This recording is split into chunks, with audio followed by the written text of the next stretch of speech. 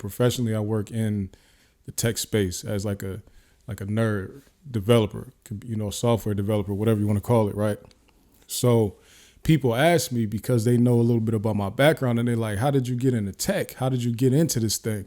So let me just give you a brief rundown, like a real brief rundown. It's more to the story, but I'm going to give you the abridged version. All right. So pretty much about 2013, I found myself in a situation that rendered me in a position where they would call rock bottom. I was at the bottom. I was at the lowest. So I was sitting around, days wasting away, time wasting away. And I was just like, man, I got to figure something out. So what I did was 2014 came and I said, man, I was reading all these business magazines. I was just reading Inc magazine was the biggest thing that I was reading at that time, as far as magazines go. And then Bloomberg Business Week. Those were like my top two. And then also Black Enterprise too. But Bloomberg and Inc were the ones that I was reading the most. And it just hit me like everything I'm coming across is all like tech based. You know what I'm saying? And I do have my background in tech is I've always been a fan of tech, but it was from the consumer side of things. You know what I'm saying? So when I was a kid, I'm old, y'all. So when I was a kid, if my grandma got a new TV or somebody got a new VCR or a new DVD player, they call me and say, hey, come hook this up. I got a new device. You know what I'm saying? That was the extent of, pretty much. And then I got some background in electronics because that's what I did in the military, but not on the computer side of things though, right? So anyway, I'm reading all these business magazines and everything like that. And I'm like, man, I need to learn how to build apps. That was what I was thinking. I need to learn how to build apps, right? So I hit Shay up and I said, yo, I need this type of book and I need this type of book. I bought 2 books. One was an HTML5 book that also had some CSS training in there. And then the other one, which I gave that book to my little cousin. Then the other one was this book right here, this JavaScript book. Right? Like I told y'all before, if you see Ohio on the book, you already know what time it was, right?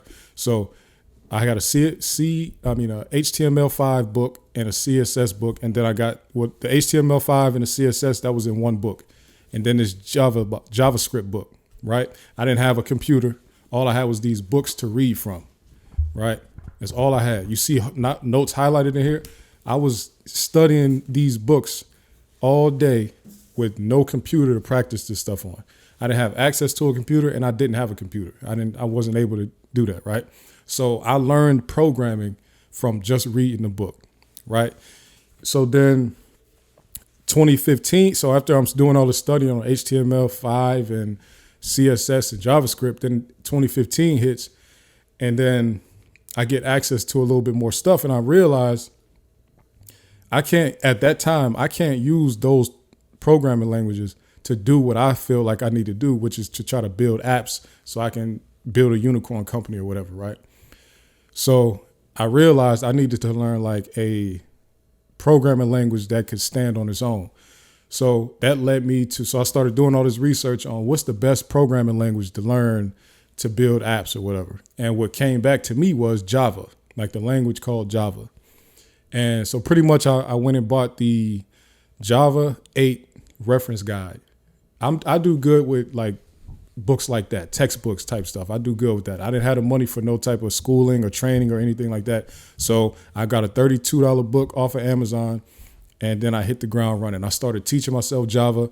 Java is what they call an object-oriented programming language. So it's technical stuff. But anyway, I started teaching myself Java. At this point, now I have a computer, 2015. So I'm able to actually like build small programs on there. And so I went from there. At that point, life started to progress, but I still wasn't able to get a job in any tech roles. Plus, I didn't have enough information. Like I'm just doing a little bit of programming on my own. Years go by, and finally 2020, somebody at my job, I was working a sales job, said, hey, you taught yourself some programming stuff, right? I'm like, yeah. He like, I need you to learn this other programming language called Visual Basic and C#. You teach yourself these, and then we got a job opening up. Pretty much, you can have it, pretty much. Right. And the reason they came to hire me, first of all, they knew that I had good attention to detail. They felt like I was smart, and they didn't want to pay top dollar for a programmer because they needed a programmer. And if they would have had to bring somebody in, they would have had to pay top dollar. Me knowing this is my opportunity to get in, I knew that I wouldn't ask for top dollar. See, that's what a lot of people do wrong. They feel like because other people are making XYZ dollars that you should make that. You should do what works for you. At that time, in that situation, in that position, what works for me is get my foot in the door. That was my number one goal, is to get my foot in the door. Once I get my foot in the door, we could talk about money later because like I often say, I play the long game. I'm not all about let me get everything right now. I'll get it eventually. I know I'm gonna get it eventually because I'm that type of person.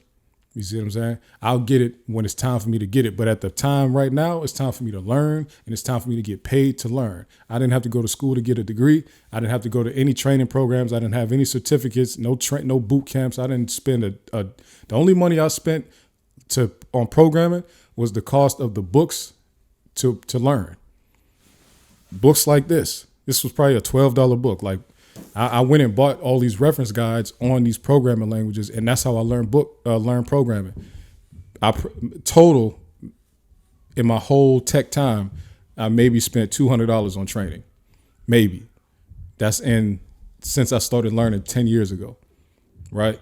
So that's how I got in. I taught myself. Now, of course, that's not the path that everybody can take. I'm just telling y'all because a lot of people ask me, and I'm just telling y'all my path. That's how I got in.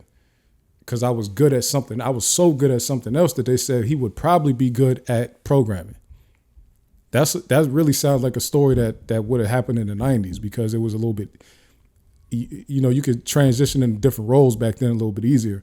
Now, when everybody has a degree, it's kind of hard to get in different fields. But I'm just telling y'all how it happened for me. They approached me and said, yo, how you want to handle this?